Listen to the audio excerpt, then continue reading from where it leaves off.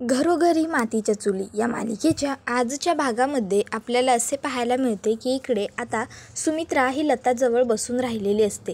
इतक्यात येऊन कोणीतरी दरवाजा ठोठावतं. सुमित्रा जाऊन दरवाजा उघडते तर समोर जानकी उभी असते. जानकी आत जात असते. सुमित्रा म्हणते, अगं असू देत, तुझ्या सासूला आम्ही काही एकटं सोडलेलं नाही आहे. त्यावर जानकी म्हणते, आई हो तसं नाही, म्हणजे मी येते ना थांबायला, तुम्ही कशाला उगाच थांबताय, तुम्हाला त्रास.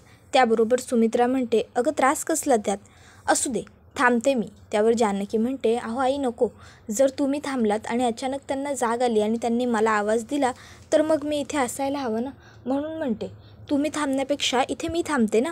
त्याबरोबर लगेचच सुमित्रा जानकीला म्हणते, तिनेच सांगितलं आहे की तू इथे येऊ नकोस म्हणून. त्यावर जानकी म्हणते, काय आई असं का बोलतील.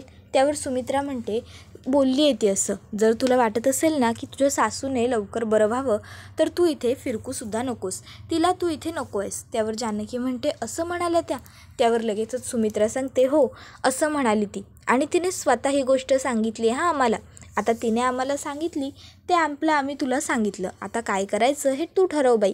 त्याबरोबर जानकी काहीच आर्ग्यू न करता तिकडनं लगेचच निघून जाते. तर आता सुमित्रा पुन्हा येऊन लगेचच पार्वतीजवळ बसते. तर दुसरीकडे आता सारंग म्हणत असतो, वा ऐश्वर्या वा, तुम्ही किती हुशार आहात, म्हणजे तुम्ही किती हुशारीने हे सगळं करून दाखवलं आहे. आता आई काही जानकी वहिनीला लताजवळ जाऊ देणार नाही आणि लता आणि जानकीची भेट काही होणार नाही आणि मग लताबाई जानकीला काही सांगूच शकणार नाही. त्याबरोबर ऐश्वर्या म्हणत असते, सारंग कळतंय का तुम्हाला, मी फक्त आजचं मरण उद्यावरती ढकललं आहे, या व्यतिरिक्त काहीही नाही. ती जानकी काही गप्प बसणाऱ्यांपैकी नाही आहे. जर तिला मी आज लतापासून भेटण्यात अडवलं आहे तर उद्या ती नक्की त्या लताला भेटणार, आणि काहीही झालं तरी हे झालेलं नको आहे मला. त्या लताची आणि जानकीची भेट होता कामा नये.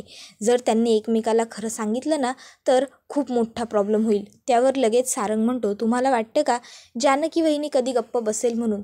त्यावर लगेचच ऐश्वर्या म्हणते, बसावं लागेल, तिला गप्प बसावं लागेल सारंग, नाहीतर मग तिला मी कायमचा बंदोबस्त करेन तिचा. त्याबरोबर सारंग म्हणतो, कायमचा बंदोबस्त. त्यावर ऐश्वर्या म्हणते, हो कायमचा बंदोबस्त.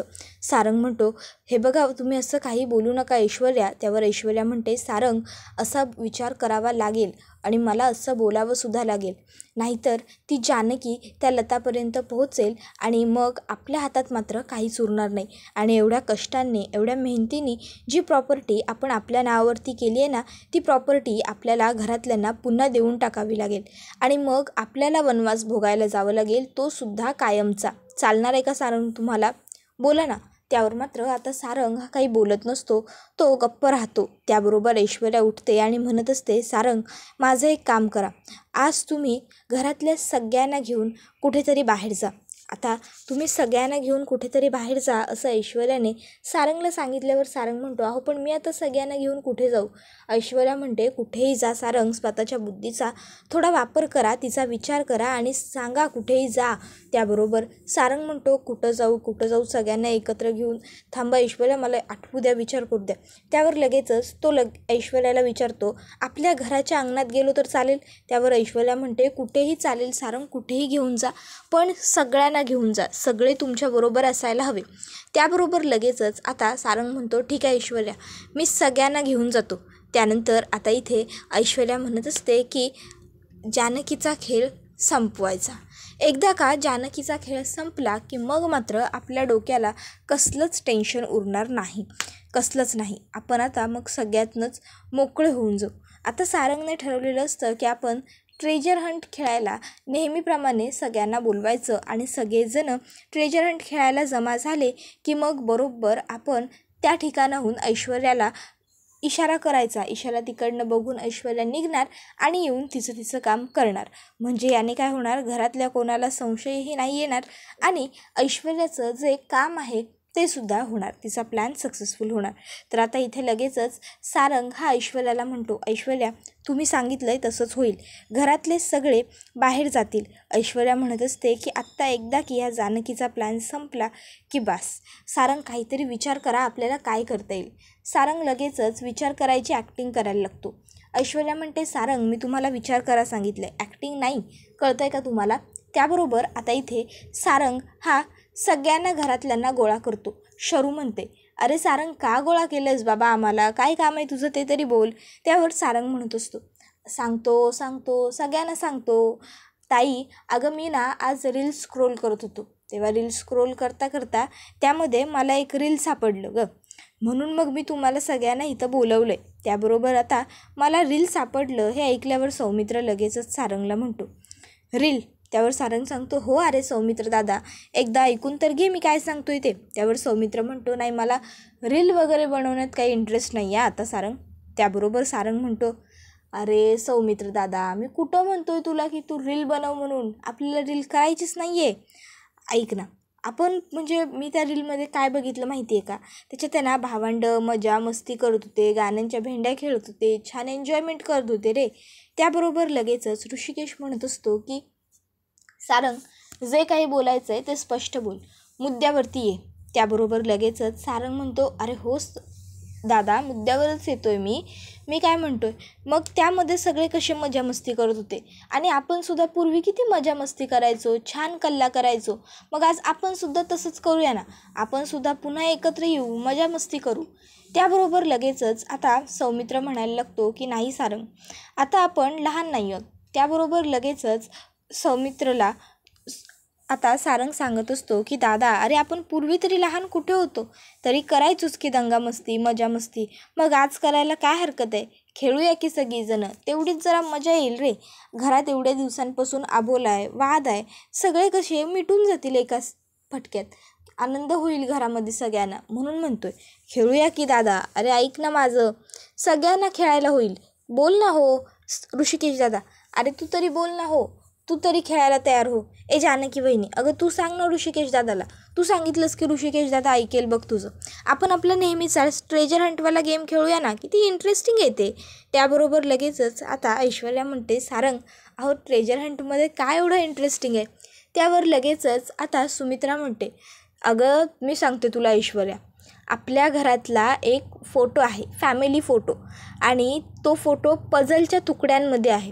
मग सगळेजण तो तुकडा लपवतात आणि एक व्यक्ती त्यांना त्या तुकड्यासाठी हिंट देते आणि मग जो ती हिंट बघून व्यवस्थित तो तुकडा कुठे हे ओळखून आणून लावतो तो जिंकतो आणि जो हरतो त्याला लगेचच शरू म्हणते, कॅप्टन शिक्षा देते. त्याबरोबर पुढे ती सांगते, आणि आमची कॅप्टन म्हणजे आमची जानकी वहिनी, त्याला जानकी वहिनी शिक्षा देते.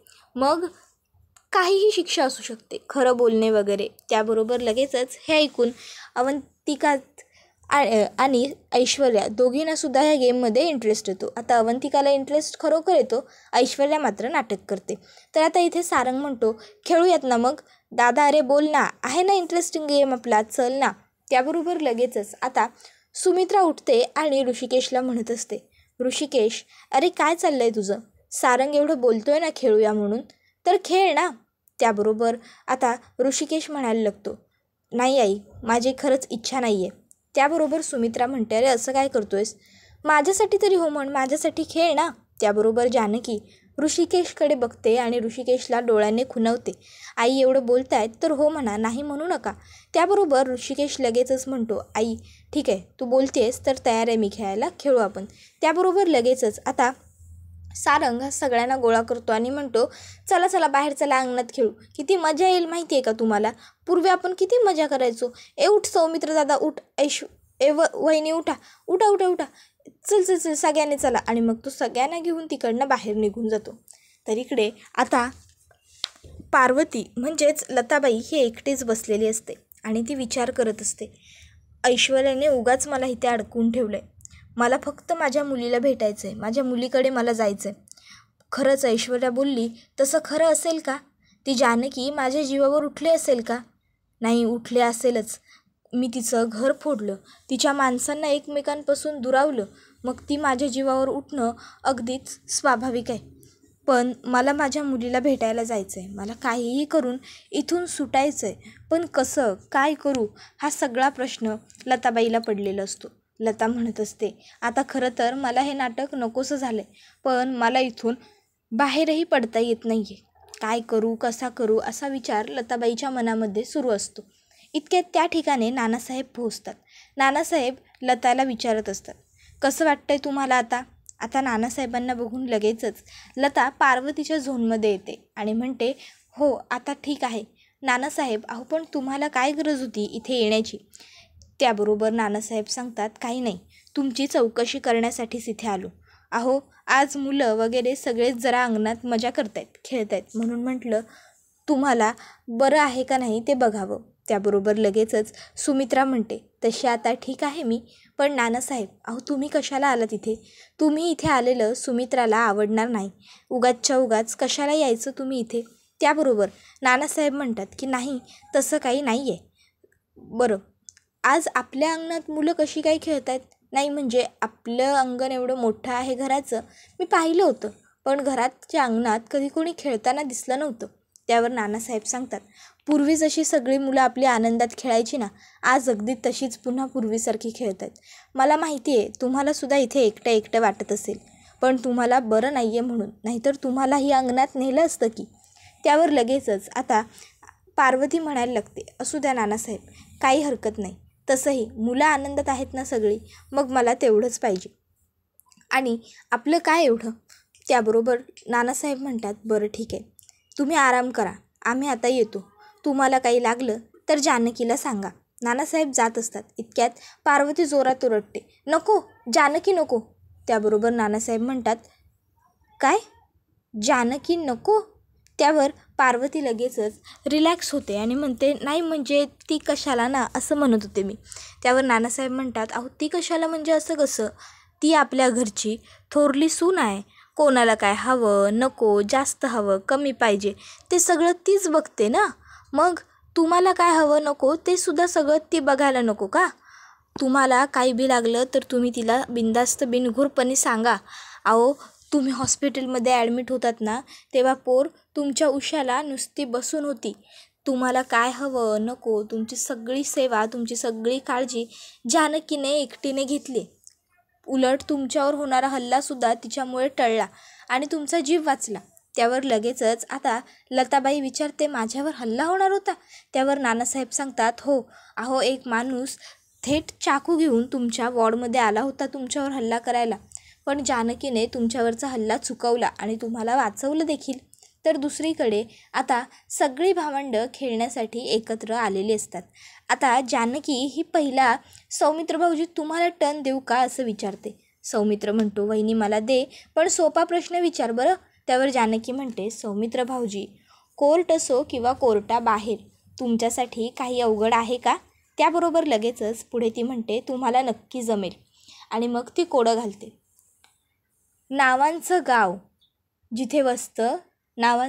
जिथे वसतं तिथून होते कुटुंबाची सुरुवात. आता नावांचं गाव कुठे वसतं?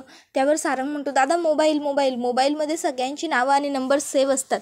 त्यावर सौमित्र म्हणतो, नाही मोबाईल नाही, 1 मिनटं थांबा तुम्ही थांबा. त्यावर जानकी म्हणते, सौमित्र भाऊजी हे तुमचा वेळ वाया घालवतायत मुद्दामून हा.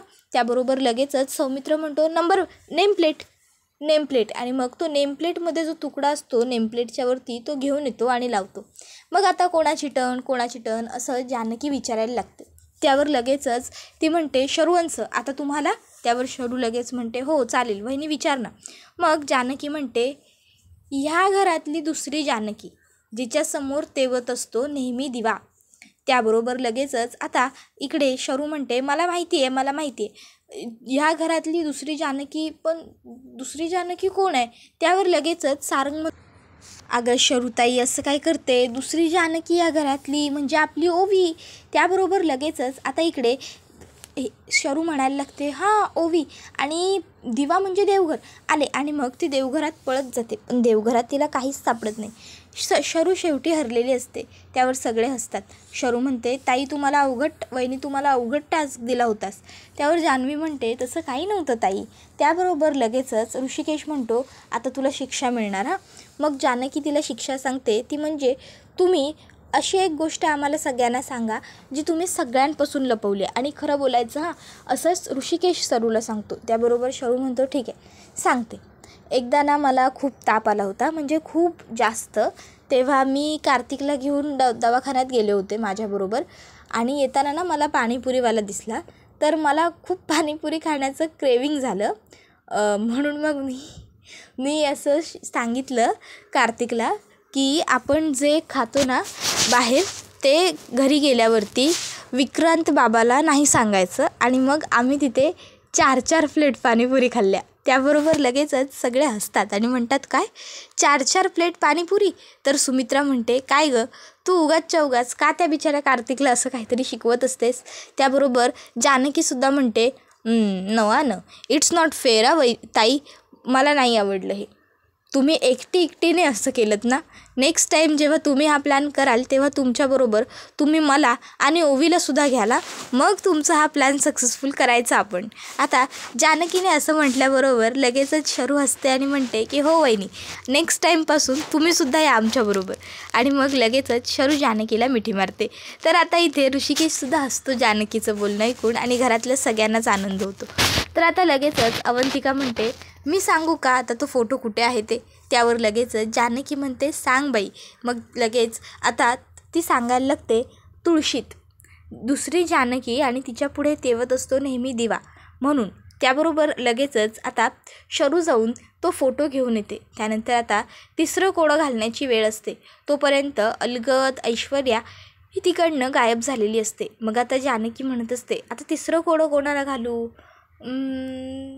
सारंग भाऊजी तुम्हाला. तर आता सारंग हा मनातल्या मनात विचार करत असतो, आता जानकी वहिनीने मला कोडं घातलं की मग मी वेळ वाया घालवेन आणि मग ऐश्वर्यांना त्यांचं काम पूर्ण करण्यासाठी जरा जास्त वेळ मिळेल. तोपर्यंत इकडे आता ऐश्वर्या ही झुंबरामध्ये जो धागा बांधलेला असतो वरती तो कापत असते. तर आता इथे ओवीने लताबाईला सांगितलेलं असतं की माझी आई आणि मी, पण माझ्या आईला आईच नाही आहे, ती त्या मधुभाऊंच्या आश्रमात लहानाची मोठी झाली. त्याबरोबर आता ओवीने मधुभाऊंच्या आश्रमात ती लहानाची मोठी झाली असं म्हटल्यावर लताबाईंना कळतं याचा अर्थ माझी मुलगी जानकीच आहे. त्यानंतर आता इकडे जानकी आणि सुमित्रा खेळ खेळत असतात.